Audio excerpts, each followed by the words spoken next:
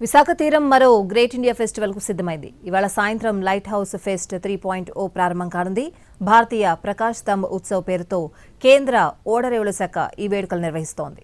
Light house శతాబ్దాలుగా నావికులకు నిశీధిలో నిశ్శబ్ద సంకేతం.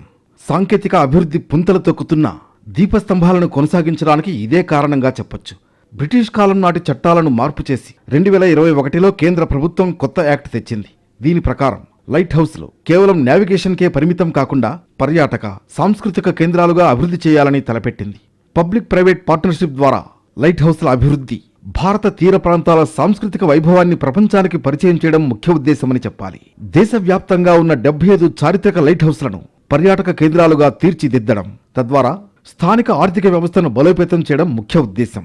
సముద్ర వారసత్వ పరిరక్షణ చేపట్టడం కోసం లైట్ హౌస్ ఫెస్ట్ ప్రారంభించగా పోర్ట్ సిటీ విశాఖలో 2 రోజుల పాటు ఈ వేడుకలు అట్టహాసంగా జరగనున్నాయి.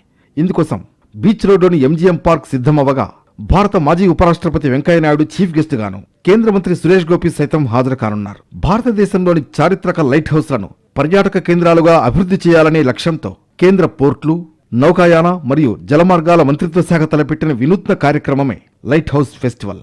ఏటా లైట్ హౌస్ ఉత్సవాలు నిర్వహించాలని డీజీఎల్ఎల్ను కేంద్రం ఆదేశించింది. తొలిసారి హెరిటేజ్ లైట్ హౌస్ ఫెస్ట్ 2023లో గోవాలో జరిగింది. గత ఏడాది ఒడిశాలోని పూరీ తీరంలో ఫెస్ట్కు విశేష స్పందన వచ్చింది. ఇప్పుడు లైట్ హౌస్ ఫెస్ట్ 3.0కు పోర్ట్ సిటీ విశాఖ ఆతిథ్యమిస్తోంది. ఈ ఉత్సవాల్లో పర్యాటకులు, నగర ప్రజలను ఆకర్షించేలా కళా, సాంస్కృతిక ప్రదర్శనలు, ఫుడ్ ప్లాజాలు సిద్ధమయ్యాయి.